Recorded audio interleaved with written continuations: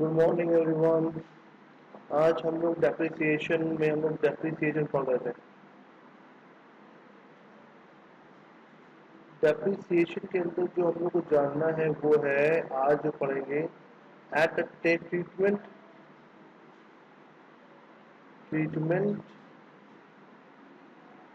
Eight the time of sale. Sale के वक्त में मशीन का क्या ट्रीटमेंट किया था एट अ टाइम डिप्रिसिएशन, जो डिप्रिसिएशन लगाते हैं। तो यार ये चीज जानना में बहुत जरूरी है कि कैसे जब मशीन ड्यूरिंग द ईयर जब बिक रही हो, जैसे कि एग्जाम्पल ले रहे हैं, ये हमारा टाइम पीरियड है। साल हमारा शुरू हो रहा है 1 अप्रैल 2018 को सपोज, और खत्म होता है 2019 को। या हम 2018 ना लेके और पीछे लेते हैं टाइम, तो और अच्छे क्लियर समझ में। 2017 से 2018, फिर 18 से लेकर के 19 तक लेते हैं। 2018 अप्रैल, 1 अप्रैल से लेकर के 31 मार्च 2019।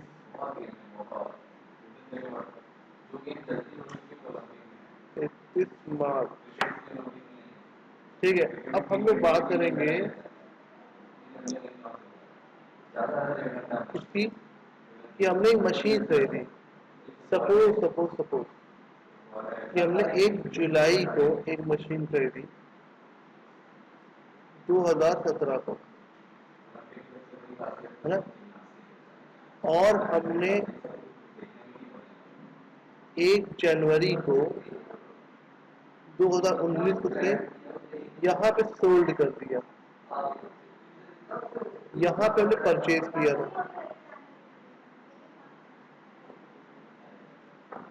और हमें डेप्रिसिएशन लगाना है, और जब मान लीजिए हमने परचेज किया था 1 लाख रुपए की मशीन परचेज किया था, ठीक है। और हमने यहाँ पे इसको सोल्ड कर दिया, 80,000 का सोल्ड कर दिया। कितने का 80,000? हमें देखना है कि ये सेलिंग प्राइस है, सेल वैल्यू है। ये जो हमने 80,000 है वो यहाँ पे सेल वैल्यू है, और ये परचेज प्राइस है। मशीन हमारी यूज कब से कब तक हुई होगी?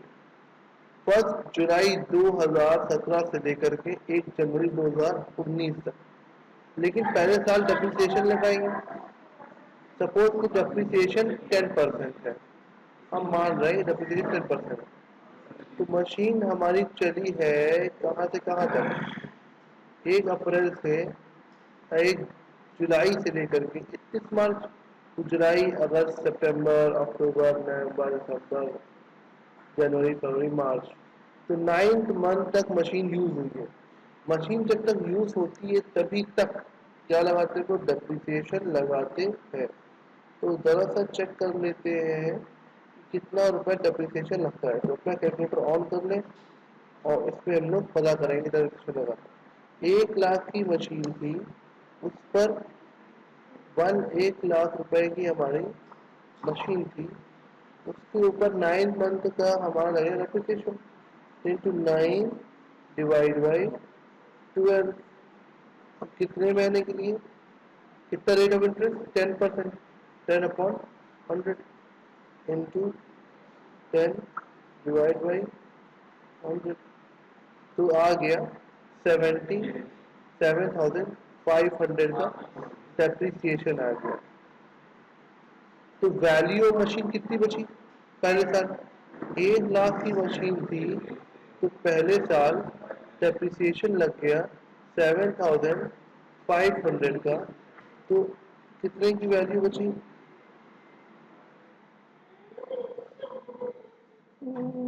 किया था आ जाएगा 1 लाख 90 92,500 का वैल्यू हमारी बची है। कब? यहाँ पर ये वैल्यू बची है 92,500 की वैल्यू कहाँ बची है? 31 मार्च 2018 में। यही वैल्यू अगले साल ब्रॉट डाउन हो जाएगी 92,500। अब ये मशीन नेक्स्ट ईयर कहाँ से कहाँ तक चली है? 1 अप्रैल से लेकर के 1 अप्रैल से लेकर के कहाँ चल रहा है? 10 जनवरी। तो अप्रैल, मई, जून, जुलाई, अगस्त, सितंबर, अक्टूबर, नवंबर, दिसंबर, जनवरी कितना महीना हो गया? जनवरी तो लेंगे नहीं, दिसंबर तो लेंगे, तो 9 मंथ ये भी हो गया, 9 मंथ ये भी हो गया। तो अब हमको फिर से डेप्रिसिएशन लगाना है। डेप्रिसिएशन एसएलएम मेथड अगर बात करें, क्योंकि हम एसएलएम में वैसे ही पढ़ रहे हैं, तो ओरिजिनल वैल्यूज पे बात होगी। तो ओरिजिनल वैल्यूज पे हमेशा लगेगा जितने भी हमने हिस्टोरिकल कॉस्ट पे खरीदा था, तो इसी पर डेप्रिसिएशन लगेगा अब की भी। तो अब की भी 9 महीने का है तो 7,500 ही लगेगा। तो हमने यहाँ पर मशीन कितने की वैल्यू थी, द वैल्यू ऑफ मशीन कितने की बची? तो इस डेट पर वैल्यू ऑफ मशीन कितने की थी? Value of machine 92,500 minus 7,500। तो हमारा यहाँ पर बचेगा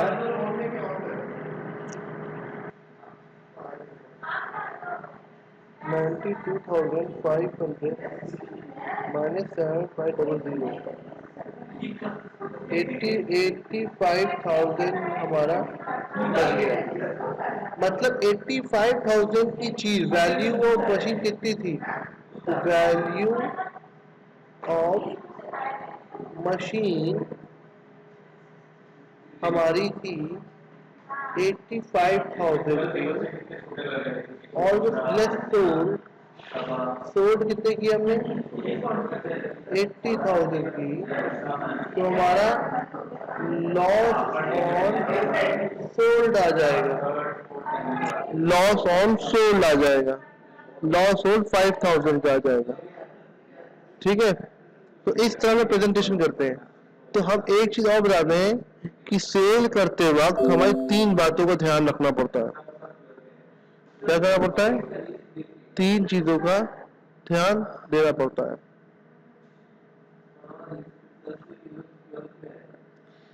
eight a time of sale of machine हम लोगों को 3 बातों का ध्यान देना होगा।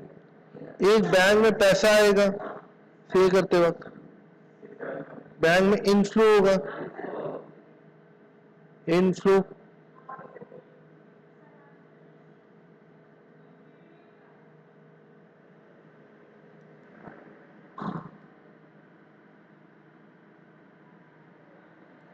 बैंक में इनफ्लो होगा। दूसरा क्या होगा? डेप्रिसिएशन लगाना है till the date of sold. तो जब बेचेंगे डेप्रिसिएशन लगेगा till the date of sold, मतलब जिस साल बिकेंगे, ठीक है, उस वक्त तक का डेप्रिसिएशन कितना लगा है, वो वैल्यू क्या होगी। और क्या कहते हैं, फाइंड करेंगे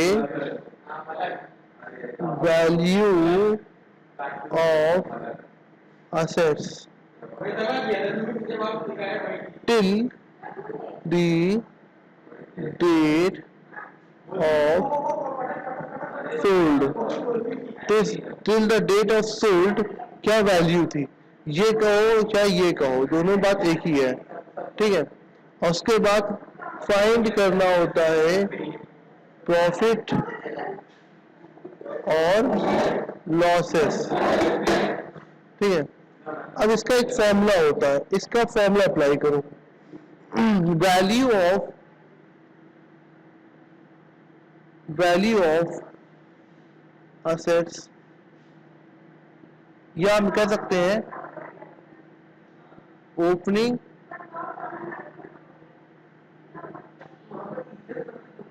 वैल्यू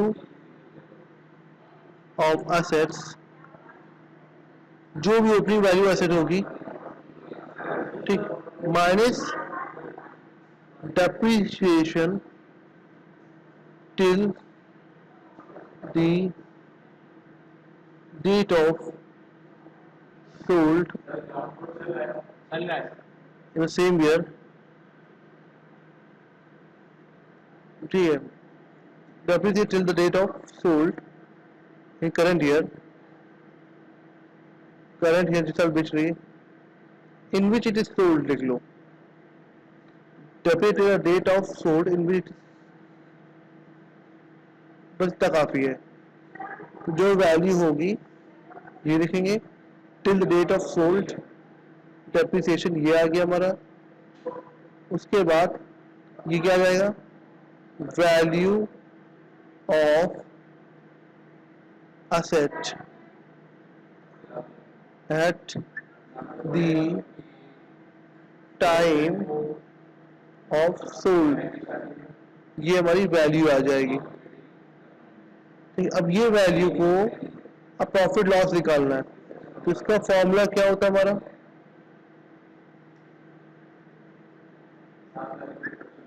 जो वैल्यू निकाला है यही वैल्यू यहां पुटअप करो, तो वैल्यू यही चीज यहां पे आ जाएगी,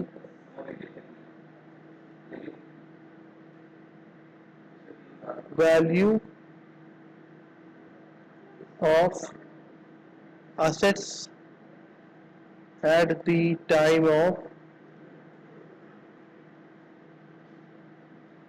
of sold minus sale। अब पॉजिटिव हुआ तो प्रॉफिट हो जाएगा, नेगेटिव हुआ तो लॉस हो जाएगा।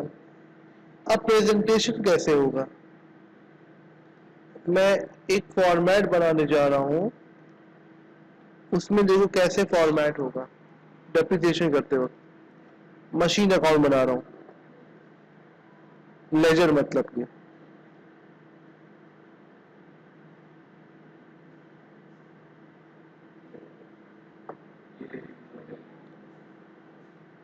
अब ये हमारा डेबिट साइड है और ये हमारा क्रेडिट साइड है। मशीन अकाउंट बना रहे हैं, सबसे पहले ओपनिंग बैलेंस आता है, ब्रॉट डाउन करते हैं, फिर टू बैंक अकाउंट, परचेज आएगा, फिर यहां पर बाई बैंक अगर करते हैं मशीन अकाउंट में तो यहाँ पे सोल्ड आएगा, machine sold, by loss on sold credit side में आएगा, by depreciation account debit side में आएगा, क्रेडिट साइड में आएगा। अगर प्रॉफिट हुआ तो प्रॉफिट ऑन सोल्ड हमारा कहाँ आएगा, डेबिट साइड में आएगा। इतना करने के बाद अगर कोई मशीन वैल्यू बच जाती है तो बाई